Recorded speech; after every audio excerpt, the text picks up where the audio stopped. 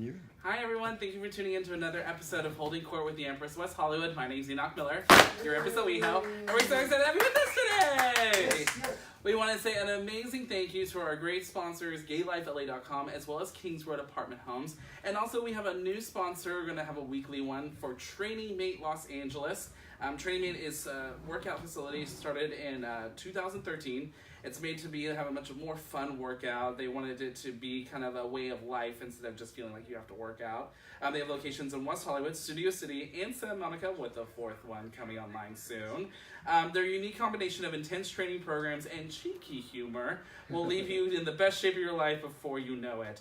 I took my first class today with owner and trainer Luke Milton, who cracks my shit up. Great body, hilarious voice. I mean, he's got the Aussie thing down to pat.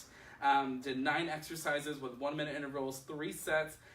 Fucking kicked my ass. Nice. Looks great, by the way, but still. So if you have any information, go to trainingmate.com to get more details and to sign up today. So I want to welcome my amazing special guest, Mr. Mario Diaz. Hey! Hi, everybody. How are you? Club promoter, actor extraordinaire. Oh, giving darling. you all the tea, all the shade, and nightlife gossip. Thanks, babe. From here in WeHo. So thank you for coming. Thanks for having me, babe. Oh, I'm so excited. So let's start at birth. We're going to go shit. way back to the day from the womb in Colombia. Colombia. No, I was not born in Colombia. No, it was Seattle, but Mr. Colombia. My father is from Colombia. Okay. Y mi madre de España. Okay. Oh, but from Spain. Spain. I was actually born in Burbank, California. Wow, okay. Which is crazy, which is where I live right now. It's where I recently moved. That's amazing. So it's what like took full you circle. out to just parents moved kind of thing? Yeah, like, family, okay. My family was like a family of gypsies, really. We traveled a lot. So I went to like 14 different schools growing up. Yeah, we were just all over the place. So what kind of made them settle on Seattle? I'm really not sure exactly why we ended up in the suburbs of Seattle, of all places. I really don't. That's a really good question. I should ask. I should ask Dad that. Well, it was a single father situation. Oh, okay. So yeah, Mom and Dad split up. So I was running around with my player of a father. You know those old school Colombians. Oh yeah. Like it was all they got that about. Rico Suave down. Yeah, he was major. Let me just talk about my dad. Yeah, Amazing father Pablo, who has inspired me throughout my entire life. But he was such a player. Like I couldn't have turned out more opposite than what he would have wanted. I mean, I'm a player, but on the wrong team.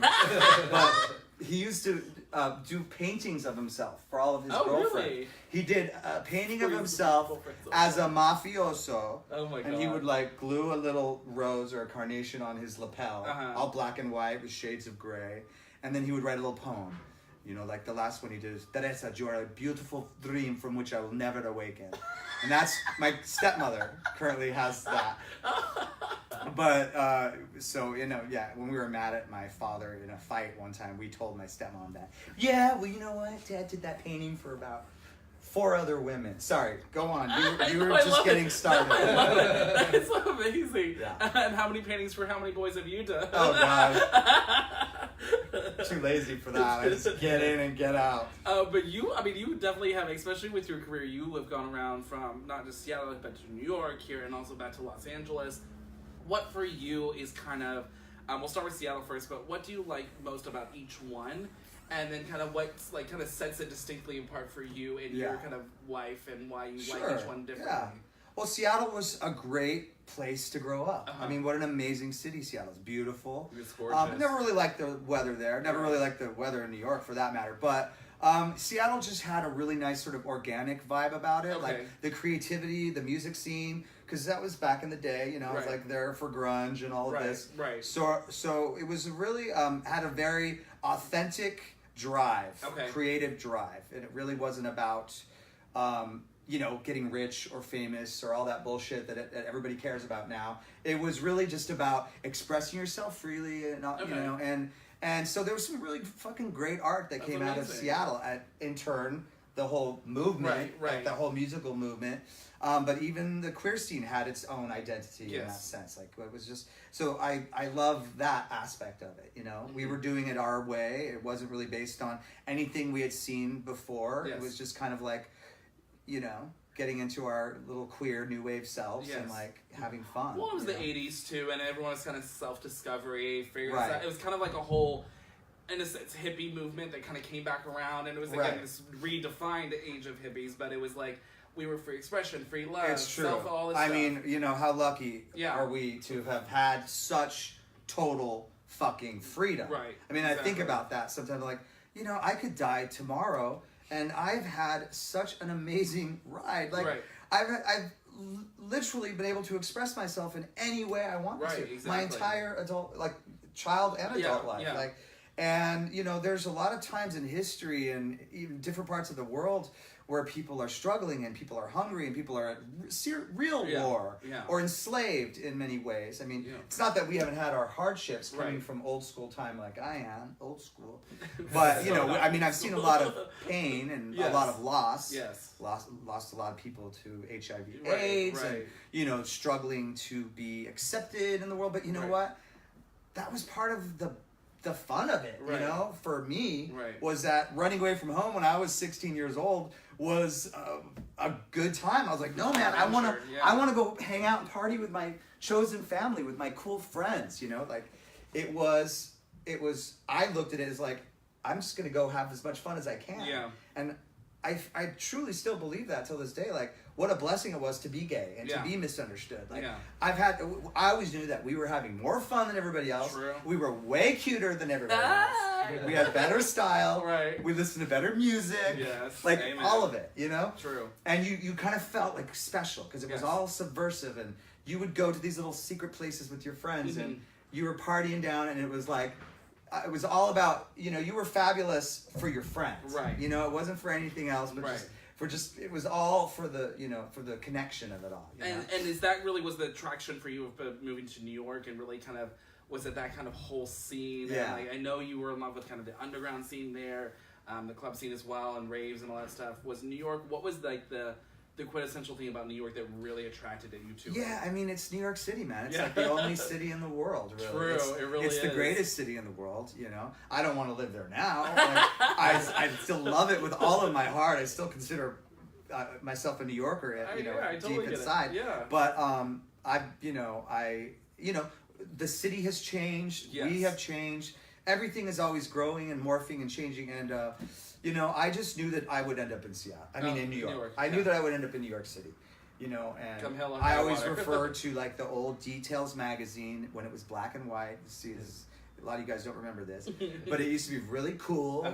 It was very like they would have these articles about the underground New York scene and the art scene and the music scene and the leather scene in particular. I was really enticed by that. So little faggoty me, you know, teenage Latin boy, like reading about this stuff, thinking like, I gotta get there, you know, and as soon as I can, I'm gonna go to New York City. You know? How many Tom Fielding books did you have?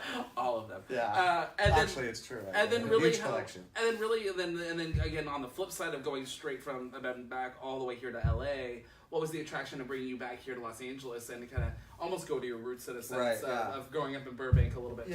Well, it's funny. There's a lot of different reasons why we live where we live. You know, I mean, family, which when I say family, I mean your friends, your loved ones, is an essential part of that. So I had some friends, a lot of my New Yorkers moved, like Jackie B, my grandma, she moved back to LA, had to follow her back here. The sun, like the weather. You know, shit. We live in the most beautiful place. Agreed. You know, it's hard to be in a shitty mood when you wake up in the sun every day of your life. I mean, I managed to do it. That was a whole lot of Adderall. No, okay. But I mean, it really is. I mean, again, New York is, and LA, what I love about it is the fact that there are their own cities unto themselves. The similarities are somewhat there, but you really can't compare the two of them. No. Apples and oranges. Yeah, exactly. And people love to compare them, and people love to complain about the other. You can't. You know, and I get so tired of that game. That whole like, New Yorkers against LA and like, you know, I hate New York or whatever it is. So dumb. And there's a lot of that around the world. Totally. LA is a very judged city. People have a hard time. Like, we're plastic, we're fake, we're sellouts, we're, you know. I pay for these with a lot of money. Thank you very much. I'm like, so the artists are making money doing what they do. Like, good on them, thank God. And again, like, that's not everyone here because so many people here are very friendly, very warm. Oh no, it's. I mean, and it's just it's the opposite. You'll have very few people that are like that, and the people that are like that, everyone avoids. No, it's beautiful here. Yeah, people are beautiful everywhere. Yeah, you know, you can't judge a city like that. You're right. Because there are good people everywhere. You know, I mean, people are innately good, and you know, it's a beautiful place to live. As a performer, as an actor, I always knew I would end up in LA. Yeah. You know, in the back of my head while I was in New York. Yeah. And when I was really deep entrenched in New York, I kind of thought I would never leave. But I could see the changes happening while I was there, the gentrification, the homogenization. Right. Just it all started to sort of, the stuff started dissipating that really was my heart and soul. So as a performer, you're like, okay, gotta take it to the next level. I've had my chapter here. Now let's go to LA. Let's go live in the sun. Let's get a house with a pool and fucking get on TV and make a few bucks. Like, why the hell not? You know? I mean, was there? I mean, I know like later on, you kind of like when you were working and stuff, had kind of a deadline. Did you ever? Was that something like in the beginning that was like, no, I will never leave New York, and then you said it progressed. So you're like, I need to make a change. I think when you're younger and you're cool and you're like, you know, you think like, I remember if I ever leave New York City, man, maybe I'll live in Berlin, you know, and I'll just like somewhere live fancy. in some dungeon somewhere. Like, I was too cool, but you know, because. Maybe I even judged LA myself. I mean, I'm sure there's probably some part of me that did that when I was younger. Yeah. But I think I always kind of knew that, like, I don't really like the weather here very much. Gotcha. I want to go where the sun is. Yeah. You know, and again, as a performer, this is the sort of epicenter of the entertainment industry. Especially for television and film. Yes. Exactly. Yes. So we'll get to that here in a little bit. But so really one of my main questions I have to know, on your relationship. To ask. On your relationship, who's the top? You or Jackie B? No. Oh my God. Verse. Yeah. I mean, Jackie is like, listen, she's one of the most brilliant people you'll ever meet in your life. Oh, and she's amazing. Sharp, funny, amazing. She's just ideas nonstop. Yeah. And she's my best friend. Like, I'm thrilled. And I'm so lucky. With her, what I love about her, she's always creating. It's always something, trying to take something and make it new or different. Well, that's because she has nothing else good in her life. Oh, love you, Jackie. Eat it. No, she has her dogs. She has her art and her dogs. Her dogs, right? That's true. And that terrible fucking attitude. It's because those things are cinched too tight. Oh my God, it must hurt and it smells bad. I did drag a couple times. Oh, you did? Oh, yeah. In New York at Squeezebox, one of the most brilliant, legendary, mixed rock and roll queer clubs of all time. They'll never recreate Squeezebox. My friend Michael Schmidt produced that. Mistress Formica, Miss Guy. There's so many people that you want to honor in our history because brilliant people that created brilliant things. A lot of the kids today don't really know about. But I think it was an anniversary of Squeezebox, and Jackie did my makeup. Oh wow. Full showgirl face. You couldn't even recognize me. I had Mike Potter do my wig, who did Hedwig and the Angry Hedwig's wig. Holy so I had this brilliant bump, tourist satana kind of bad girl thing. I fucking shaved. Wow. All of it. Everything. All of it. I borrowed my friend G-Spot's shoes, these platform stilettos, and David Darwimple of the House of Field, Patricia Fieldhouse, made my fierce bullet bra outfit, and I was the hottest bad girl, and I was like performing at Squeezebox, and I was like go-go dancing on the pole, and nobody fucking recognized me. Wow. Michael Schmidt, one of my best friends, like buying me drinks, and like had no idea. Hey, how are you, honey? And I remember being down in the basement of Squeezebox, and like, fuck, I was in pain. I was sweating. Yeah. My feet hurt. Like, I waxed my eyebrows, so I was trying to fix my eyebrow. Oh, God. And, like, Miss Guy of the Toilet Boys she's down there. She has no idea it's me. And she's, like, looking at me in the mirror, and she's like, beat it. And I was like, Guy, it's Mario. It's like, no, we gotta get a picture. I was like, now I know what it's like to be a queen from out of fucking town, coming to New York City to do a show. They will cut They will cut home. Oh my God. Sorry, I no. distracted. No, you're fine. And that's the thing is I love it because there are so many amazing stories about these things that a lot of people either never knew or have completely forgotten, unfortunately. And it's just really sad because it's a huge part of LGBT culture. It really is. And queer nightlife. Some of the people, I think of Squeezebox, I think of Old New York, and I think of the inspired artistry, musically, fashion, street fashion, club kid fashion, like that. These influences are still replicated today. Yes, completely. And the people that started these from their own whacked out minds don't really get the honor and the homage that they deserve. And, that's something that I do tend to get frustrated with a little bit. Yeah.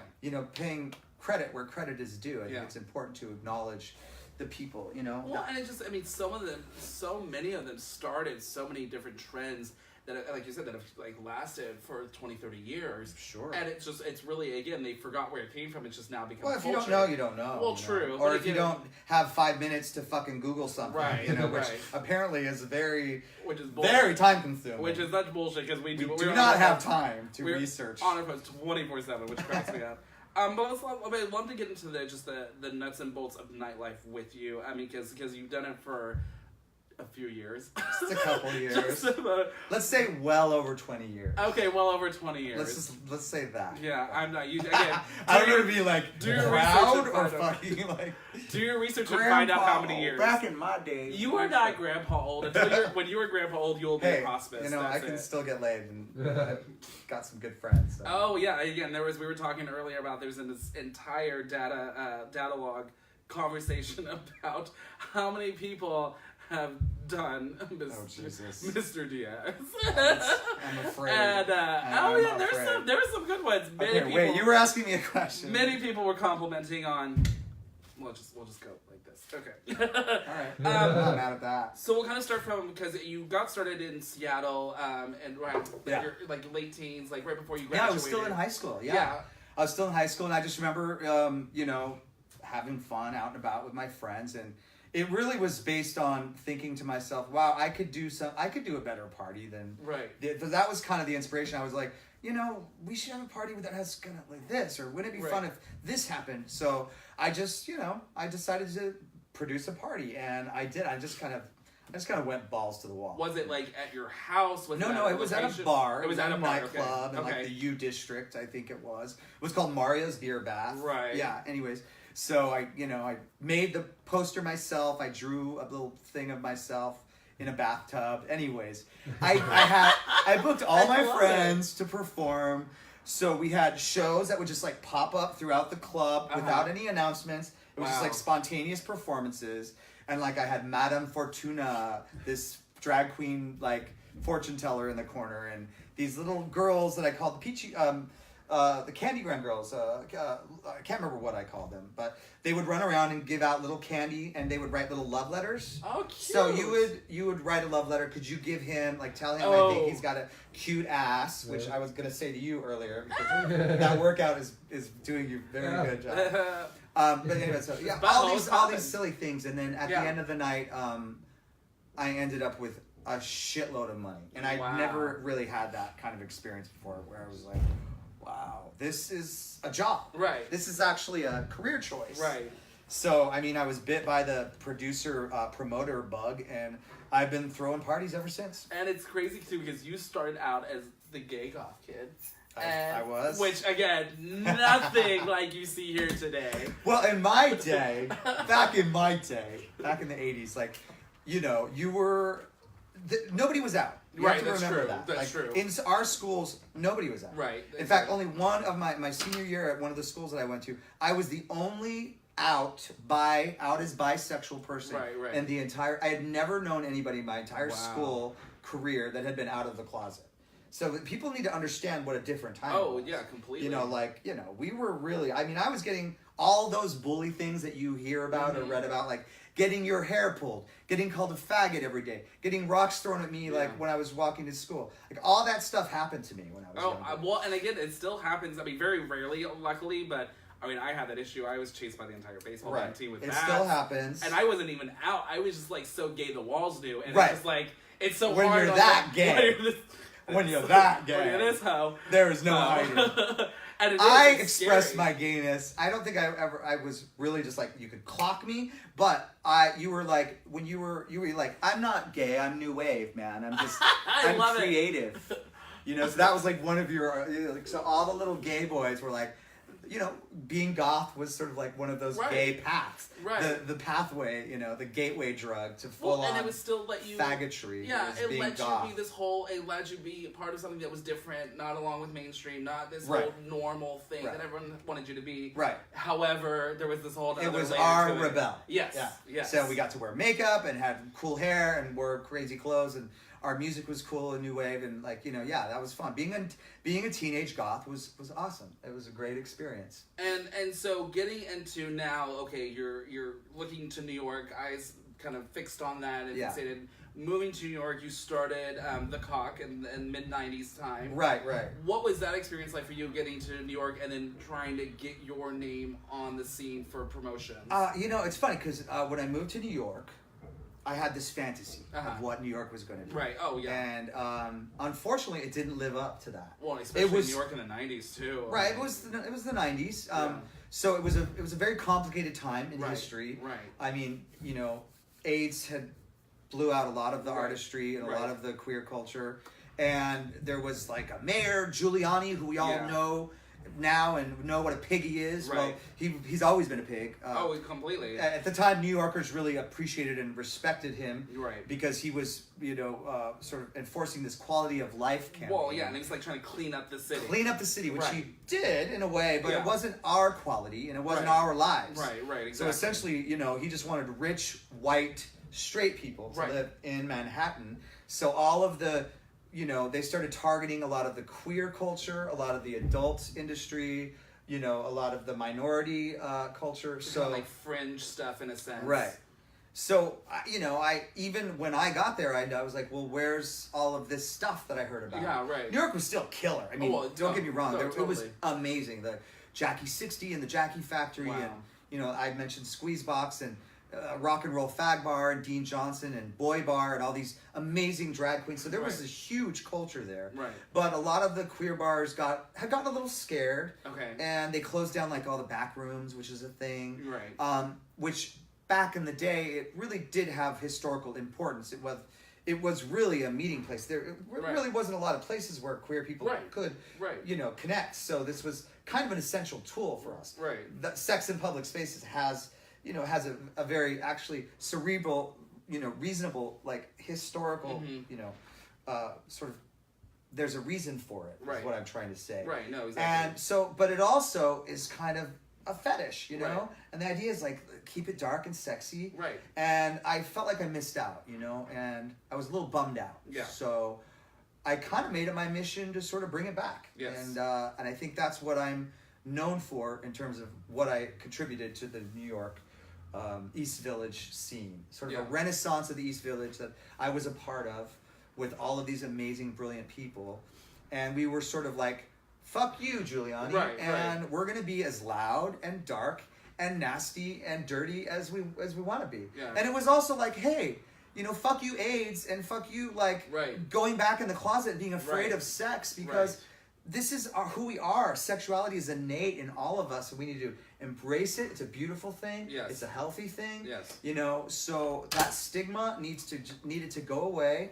And it was, you know, one of my missions was to show that you could be sexual. Yes. You can be queer. You can want dirty sex in a dark alley, you know, with another man, and it's okay. It doesn't mean you're bad. You're not a bad person. You're not. There's nothing to be ashamed of. It's natural. And I think that's what it was. It was taking the shame out of something, but still adding that thrill back into it and the fun, and like making it to where it wasn't where people, like you said, where people were so afraid to do anything because they were afraid either they were going to get AIDS or they were afraid that someone's going to catch them and throw them in jail or something to that effect. And so, and it also like the celebratory 70s. I admire the 70s. It's my favorite decade. I think of it with such fondness because it was a time where the sexual revolution of the 60s was truly being lived Very and embraced true. and Yeah. celebrated.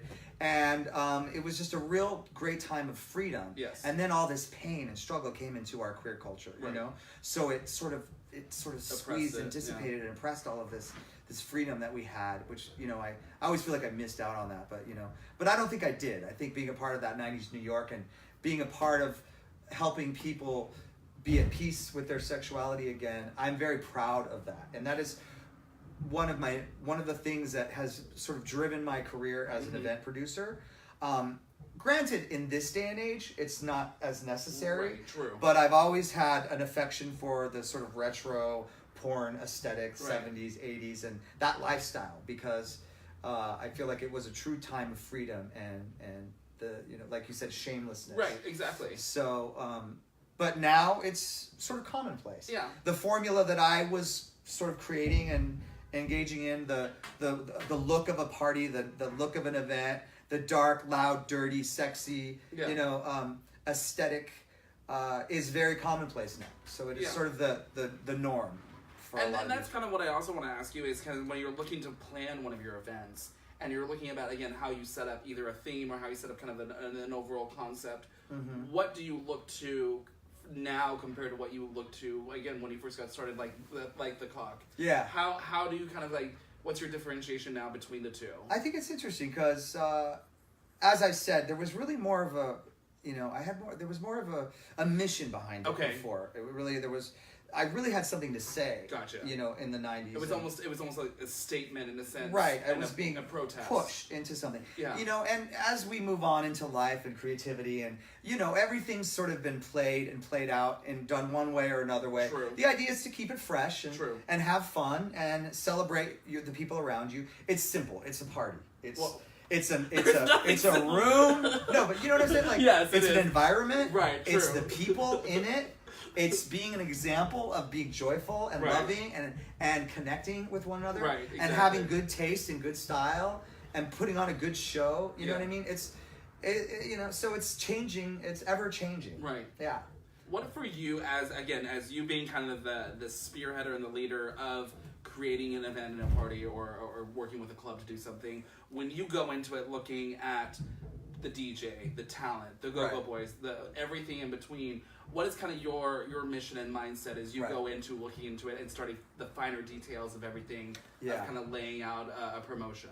I think after all these years in the business, I've done so many different types of events. Yes. I've done the big corporate events. I've done the big sort of circuit level, you know, big budget events. You've done Folsom. Well, I'm still doing Folsom. Yeah. This is a project that I'm excited about. Yeah. Doing the official closing party for the Folsom Street Fair. It's called Deviance. It's a great party, and this will be my second year. Wow. But now I'm part of the Folsom team, and it's Folsom Street Events is a nonprofit.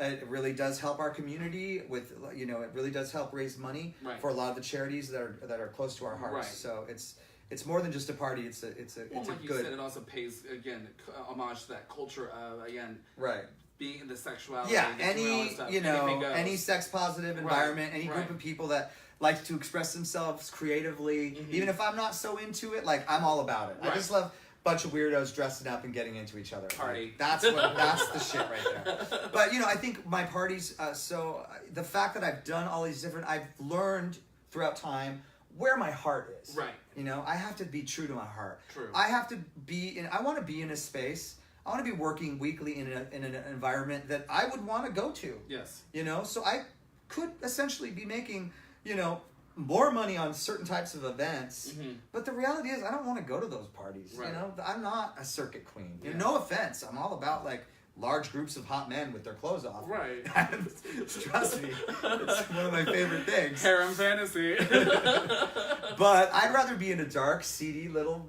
you know, divey bar with some cool people and some good tequila and some killer music, you know, and maybe a fun show, you know. So, you know, I don't know. I just kind of stick to my gut. You know, I follow my gut. And that has never changed. Well, and it's, I mean, again, it's very true to each their own on anything. And the fact that you are encouraging people to live their best lives. Yeah. I mean, obviously, you're not going to be able to want and like every aspect of it. But again, the fact that you give people the ability to appreciate what they like to do as well. Definitely, yeah. But also, again, staying true to who you are as an individual. And well, what we you live enjoy. in such a different place now, you know? It's all about, true. you know, this social media world and compare and despair and, you know, everybody's miserable and comparing themselves and looking at other people and, like, you know, the connection and the authenticity, it's just like, it's kind of a really scary time, you know? And I think it's cool to be loving and to, you know, be kind and to smile, you know? I think that's fucking cool. And I also think it's cool to know that no one's better than anybody else. Exactly. You know? No one. Even if you're a brilliant creative mind, like, creativity is innate in all of us. We all are born with this. Some of us focus our energy more on it, and we work that muscle, and it becomes really essential to us. Some people don't have the luxury of that. They're working too hard to, like, feed themselves. You know, the point is, like, no one is better than anybody else. Right. So it's really simple in that sense, you know. And I think it's important that people kind of get back to that mindset, you know, and put your fucking phones away. Which is also one of the reasons why I have, like, a no phone rule at my party on Thursdays. So that's for BFD. For BFD, Big Fat Dick. Well, and also there's a. Let's just we gotta. You need to go to it and find out why. So and we also, don't want people to see that. We could still have him flexing that muscle the whole time. We could get in trouble. Yeah, but you can keep flexing that muscle the whole interview if you like too. We'd love to see that bicep keep going. But no, I actually do want to kind of bring that up on that same note is this generation that is coming in with the such social media influence and again this technology craze. Yeah. When you see that, kind of what is your initial reaction to something like that? I mean, listen, I get it. It's who we are now, and it's who I am now, and I'm no stranger to it. And I have to play the game because it's essential to my work. Right. You know, we're in showbiz. You know, it's all the same shit. Whether you're an actor, performer, musician, party promoter, you know, host, like it's all showbiz, and you gotta keep out there and let people know what you're up to. I just find it a little unfortunate that nobody's really having these experiences anymore. They're just taping their experiences. You know, these kids are at the clubs and it's just selfie, video. And it's just like, how about we live in the moment and we just, you know. Well, they're partying through a screen, basically. Right. They're really not experiencing it. And I find it very sad that kids grow up today only knowing themselves, having an identity based on the outside world and how many likes or how they feel about us. Right. You know, I'm so grateful that I was born in a time where, you know, when we were kids, we would party in the streets with our friends. We'd go into a ravine and hang out, or we'd go to a party. You know, like we didn't care. We weren't showing off for anybody but each other. You know, and we weren't trying to make $1 million. We weren't trying to be, you know, Insta famous. Influencers. We weren't trying to be influencers. We didn't give a shit about that. Right. We just want to make each other happy and have a good time. Exactly. You know? And we wanted to be fabulous. Don't get me wrong. No, we were fabulous. Yes. But you know, it was for each other. And I think that's true. And I think a lot of people are living their lives through a social media screen and again a filter, and they're trying to do this. Whatever it is to make it my best life. It's not real. And it's not real. And I just heard something about like 21% of millennials like only post pictures of themselves in like somebody else's house or something. Yes. And now there are businesses that are creating social media worlds for people, like entirely falsified realities for people. I'm just like, you know, I get that it's all an illusion and that we're playing a part here. I play a role. I've got my brand or whatever, you know. But also, there has to be some sense of authenticity to your fucking life. Agreed. Nobody's life is perfect. We all deal with some kind of shit. Oh, totally. Nobody gets out unscathed. Right. And there's pain, and we all feel it. We all have sorrow. We all feel like shit about ourselves sometimes. Oh, yeah. You know, we all feel like losers from time to time. Yeah. But, you know, the reality is, you know, that's something that we all need to understand. It's all an illusion. Yeah. You know, that people are sort of stuck in right now. So and then kind of continuing on this note, where do you kind of see then the nightlife scene heading towards for the queer community compared to the 80s and 90s when you kind of first got started to 2019 today? Kind of what's the direction you see for that? Well, I mean, we both know this sort of queer visibility, trans visibility. It's a whole new world, and it's being embraced. I mean, Drag Race has really changed the face of drag, for sure, first and foremost. But also the entire queer community is different now 100%. because of that. So it's morphing into a whole new world, right. Which is also one of the reasons why I like to keep my little sort of subversive vibe. I mean, listen, I can't say that. My party on Thursdays is the longest. I'm going to be a little braggy totally. right now. It's been around. I've got the longest running weekly queer party in the country. 17 years. Wow. Every Thursday night. It's crazy. And I'm actually hitting my 10-year mark for Full Frontal Disco. Right. Which is the first Saturday of April. Hold on, I got the date April 6th. Yep. Yeah. So my parties, they continue. They go on. You know, and I'm lucky. That's a big deal. That's a big deal for someone in this industry because, like, I mean, so many people come through like a revolving door. They're here one year, they're gone the next. To have this kind of longevity, it's not an easy thing to do. And again, it's kudos to what you've been able to create. Thank you. And again, stay fresh, stay relevant, but also stay true to who you are. And what your themes are about. And I think that's again the testament to your authenticity as an artist and what you do to again provide a safe space. Right. Provide a fun space, right. And again, stay true to who you kind of want the people to kind of bring in what they bring back to you. And it's interesting to me because a safe space does mean something a little different to me than it means to some of the youngers today.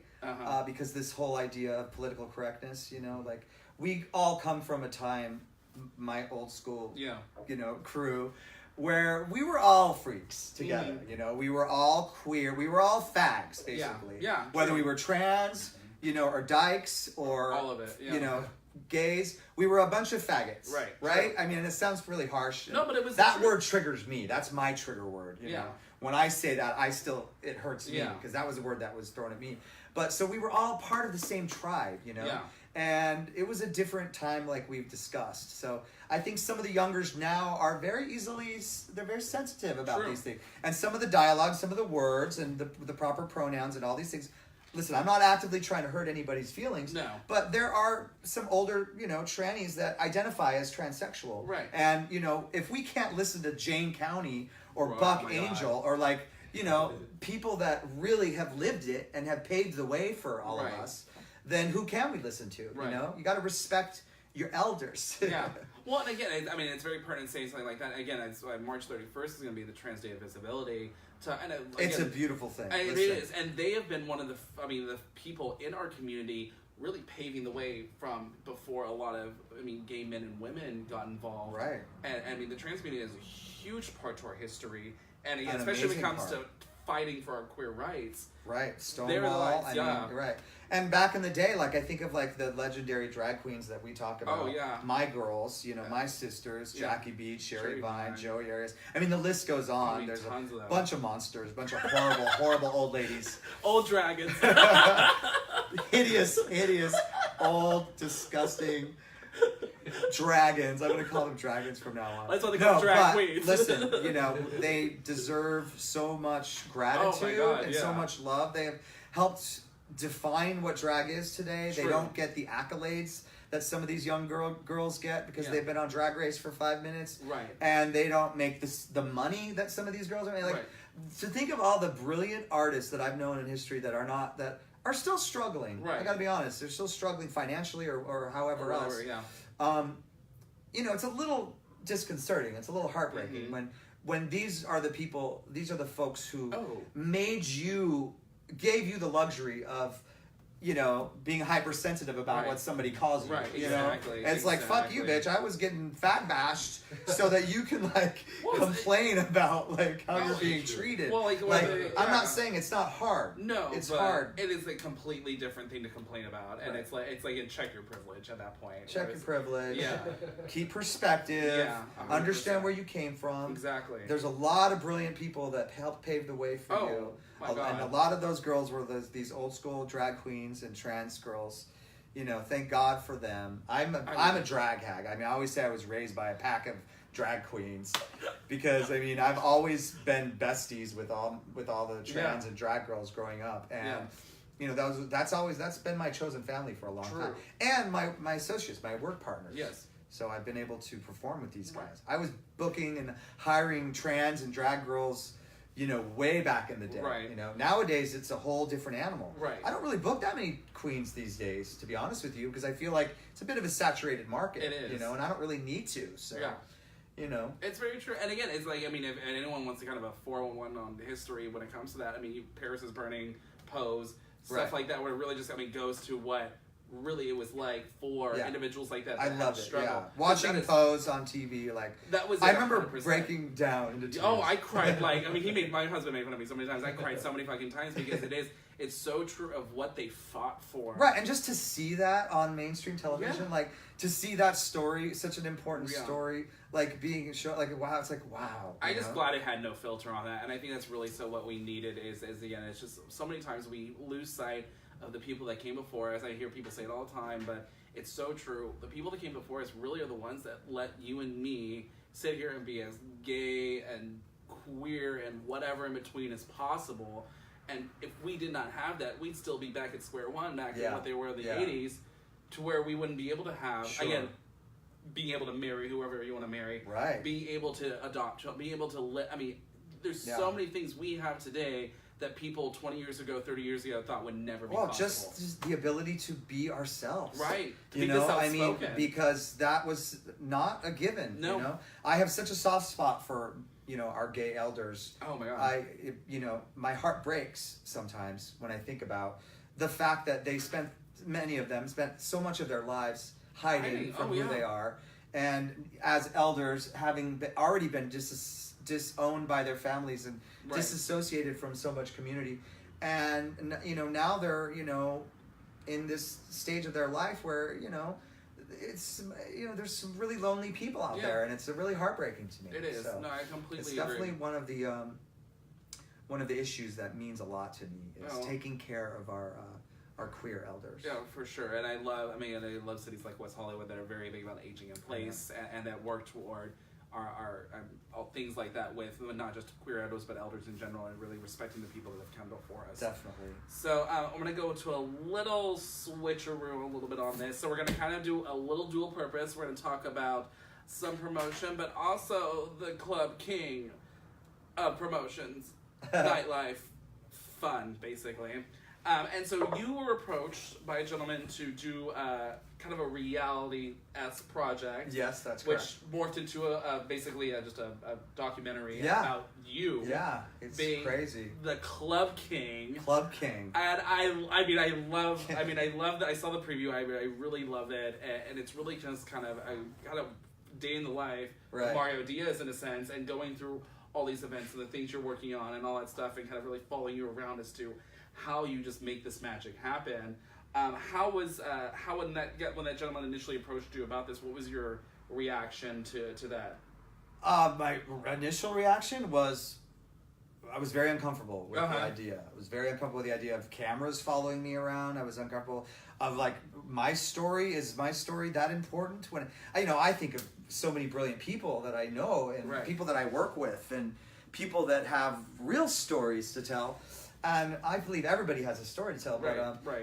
But you know, my friend John Bush, amazing filmmaker, he had history with me. He saw my path in New York City, what I did there, my accomplishments, has watched sort of the diversity of my work ethic as an actor, as a promoter, as you know, in my work in dance and you know, and in the theater. So I think he was just kind of like, wow, this guy does a lot of cool stuff, and he's had this amazing history in New York City, kind of helped change the face of the village at the time, in that time. So he wanted to tell my story, and it quickly morphed into a documentary film. And so he produced, directed, and he did the whole thing. It was like a fly on the wall. I was like, all right, fine, you can follow me around for a while. I was like, at first I was like, just pretend I'm not there. I'm too busy. I can't be like distracted by this. But after a while, after a few days, I started communicating with him, and then you know, there were some interviews, and I love what I'm very proud of Club King. It's this wonderful scrapbook of my life. I'm very honored to be a person that is considered worthy of a documentary. I believe that the story, the New York portion of that story, I'm most proud of, because I feel like it was a very important time for all of us, and we really were making a difference in the city and in the community. Yeah. So I'm proud of my, my sex positive work and how I was able to be sort of documented in this film with such brilliant people like Mix Vivian Bond, and Jackie Beats, Selena Luna, Nadia Ginsburg. You have a shit ton of names. There's Philip Littell, husband. I'm gonna butcher that name. Joe Shiddick. You have a lot of them. Lady Bear. Even Detox. Who still needs a detox girl? Mean it, but again, I love Detox. I love you, Detox. It was a great little. It was just not little, but it was a great accumulation of not just. It focused on you, but you had all these other people that were around with you, and it really showed from nuts to bolts, from you almost pulling your hair out, and your friend asking you, "Do you still love this?" and the look on your face when you're like. Girl.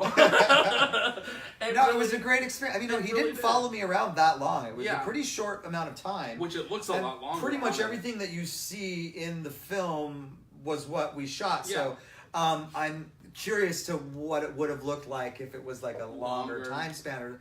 But I think it's a nice film. Yeah. And I feel like it makes people happy, and so I'm really proud of it. It's exciting. And now it's been on. I think it's on YouTube. It's been on YouTube for a while, so anybody can watch it now. And when this came out, right around 2014, I believe. God, I don't know. It's all a blur.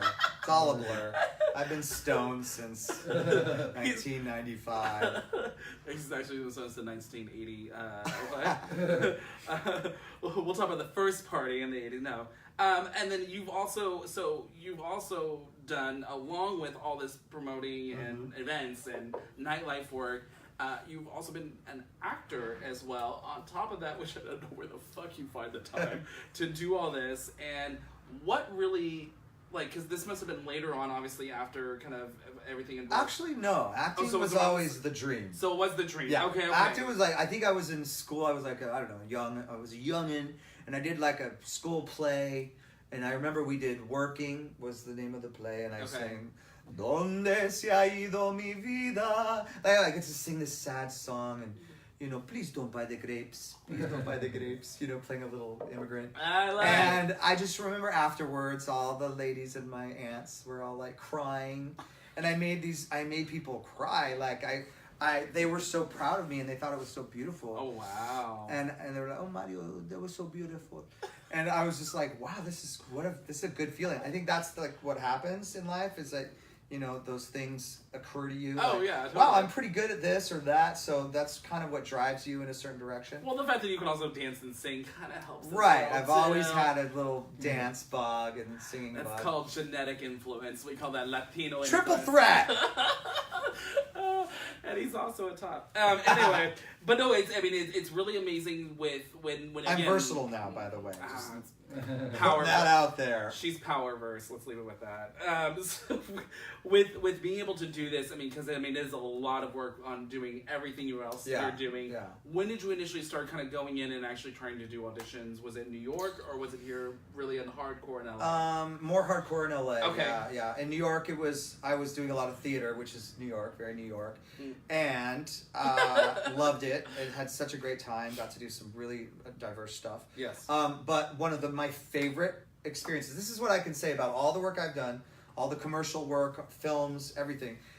Nothing has brought me greater joy than being on stage with my, friends, my usually drag queens. I gotta say Jackie Beat and Sherry Vine have been my little creative partners in terms of the stage. Yes. Being able to perform those shows with my friends is truly hands down the most joyful time. So would you say you typically like theater a little bit more than television film, or do you kind of like them for different reasons? I think I did a lot of that in the 90s with Sherry's company, Theater Couture. Me, Jackie, and Sherry did a lot of plays. Some of our work, was picked up, produced, taken off Broadway.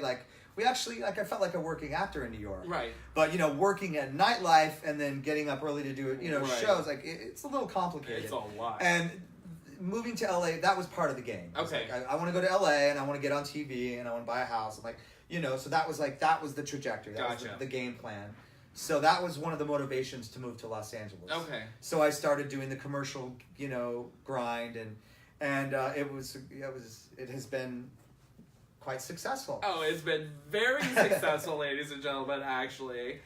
You were on just a couple years ago, American Horror Story. You were there for it was Cult, right? Correct? It was Cult. Cult, yes. And you were. It says something gay man, but I mean more than that. You were one of the capturees. Right, you're right. I was being tortured by Mr. Rick Springfield. Right. Jesse's Girl fame. Right.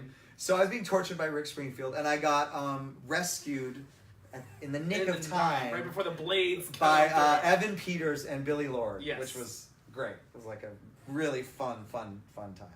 So yeah, that was a real blessing. And then I got to do Feud, in a scene with Susan Sarandon, which was amazing. Gagged. Like walking into the makeup trailer, with Jessica Lange sitting next to you. Like she told me I looked like a young Al Pacino. I love it. So awesome. My favorite was I got to give her a hug at an HBO Emmy party, and I almost shit myself sideways. I was just like, I'm obsessed with her. And then even before that, you were in La La Land as a dancer. Right, I got to do some dance work, which is, there's a choreographer. Let me just bring up this choreographer, Ryan Heffington, who I actually started Full Frontal Disco with. Oh, really? The one that we're having our 10-year anniversary coming up. Brilliant choreographer. He's brought so much artistry into my life. And he got me back into dance a few years back. So I started going to the Sweat Spot, his studio, Sweaty Sundays. And it was real great sense of community, which I think everybody needs to have. Especially if you're finding community and with aligned with health and joy and music. Like, it doesn't get better than that. What a great experience that studio has been for so many people. But because of Ryan bringing me back into the dance world, I was able to get a dance agent and do some cool dance gigs. I mean that's again, being able to be part of something like that. Now, being on a series compared to being on a television series compared to being on a film. What do you like about that compared from one to the other? Do you like doing television more? Do you like doing films more? Which were you? I ain't picky. I just love being creative and being able to perform. Because as far as I'm concerned, whether I'm throwing a party or on set or on some stage, some 70 venue stage or 10,000 venue stage, it's all showbiz. And it's all being able to make people smile, make people laugh, maybe, make people feel, and getting outside of yourself and putting on a little performance. It's where my heart is, I love that. I look at throwing a party just like putting on a play. Oh, really? Okay. Because it's the same thing. You have your cast. Very similar. You have your set. Right. You have your lighting design and your music design, and so it's all relevant. And your backup dancers. Your backup dancers. Your back rooms. I do well that's so it's showbiz, baby. It's all. It really is. And we get to have fun. That's our job. Whether I'm throwing a party or performing, I'm having fun. I'm entertaining people. And it's it's a blessing. I think life is going to be a series of jobs for all of us. For true. Yeah, right? So true. Or it's going to be one fucking job that you're going to be stuck in for your entire life. Yeah. Well, my job is having a good time. Right. It's a freelance job, and I go from one to the next. And I know there's going to be a shitload of them. Right. And all you can hope is that you get to enjoy as many of those jobs as possible. Exactly. And do you hope to, in the future, be able to do more queer television or film or anything like that? I know you were a part of Where the Bears Are, which is a great series. It's hilarious, funny, and so well done. What were you hoping maybe to be more a part of things like that in the future? Yeah, sure. Yeah, I'm not discriminatory against any type of genre. Right. I think I'm kind of adept to a campy, drag, queer sort of, work. That's a lot of the work that I've done that gave me joy because I'm working with my best friends. True, right. And I love that crazy shit, referencing old films and TV shows and things like that. But I love getting real and dramatic. The stillness of being on film is really exciting, and I have a lot to learn from that. Yeah. I just hope to continue working and being able to express myself. It really is. I'm lucky to be able to do what I do and know what I enjoy, and be able to do that for a living. Well, and that's what's so bad. Again, it's you're living in the city of sun, being able to live your best life of being true to yourself, doing the things you enjoy. I mean that is the quintessential American dream of being able to do something like that, and again, being in a job you absolutely adore doing to bring joy to others as well as to yourself. Right. And like when you like as an event producer, like I'm bringing people together. Yes. You know, and I feel like I'm so proud of that. I'm proud that I get to look out at a nightclub full of people sweating and drinking and dancing and laughing and smiling and, you know, making out and like, you know, being crazy and just loving each other and connecting. I can't tell you how many times I've heard, oh, you know, me and my husband got married because we met at Hot Dog back in the day or whatever. And I'm just like, wow, you know, I really have been part of community and bringing people together because honestly, life is short, man. Oh, yeah. This is it. Yeah. It's not a rehearsal. So true. Here we are. You better fucking appreciate what you have. And listen, it's not easy. Yeah. We all have to wake up every day and we have to actively remember that we're lucky, that we're blessed. And we work our asses off. Yeah, well, great. You can work hard, but that's not the end all. Doesn't make you, the end all, you know, just because you're working all the time doesn't make you a better person. The person, you know, let's enjoy every minute we can. Right, exactly. And, you know, whether you want to be rich and famous or you want to lead a simple life in the woods, like, you're all, you know, you all deserve to feel good about who you are, right? Yeah. And it's so true though with that. I mean, it's like my partner and I. We've even done a New Year's Eve at BFD, going there. I know, kissing under the ring of dick pics at midnight. It's a beautiful thing. It's a beautiful thing, but it is so true. I mean, so many people I've heard of that's amazing stories of meeting friends, meeting other people, meeting amazing go-go dancers and other people that are there. It's community you create, and it's really let's just great. let's know that there's enough for everyone. Right. You know, there's a lot of people who work out of fear and insecurity, and they're jealous and they're trying, and there's all this animosity, and I'm just like, come on. You know, we're all in this together. There's plenty of money to go around. Mm-hmm. There's plenty of love to go around. There's plenty of creativity to go around. Right. Let's wish well upon everyone around us. Exactly. And just have fun and do the best we can. Exactly, 100%. That's all we can do. And if you want to be a part of any of these events, you can always go check out BFD every Thursday at Foo Bar. Full Frontal Disco is every first Saturday at Akbar. Yeah. And then Brutus is every second Saturday. Not doing Brutus anymore. Not doing Brutus anymore? No. You know, I actually ended Brutus so I could start another party. Okay. The parties keep going, so I was like, I don't want to work that fucking hard. So sometimes you got to end something to do something else. True. So I had to let go of Brutus, and I'm doing Bonkers. Okay, so Bonkers is going to be one night only. That's going to be this Saturday night. I mean, if you're watching this now, this Saturday night at Precinct. March 30th. Jackie Beat and I are doing Bonkers one night, but we're going to bring it back. Okay. We're going to do it from time to time. I'm just calling it one night only. It's all an illusion. It's all bullshit. This is kind of all there. This is the message here. Nothing is real. And then also don't forget, Full Frontal Disco is doing its 10-year anniversary on Saturday, April 6th with you and Jackie and Sherry. Sorry, I have a comma.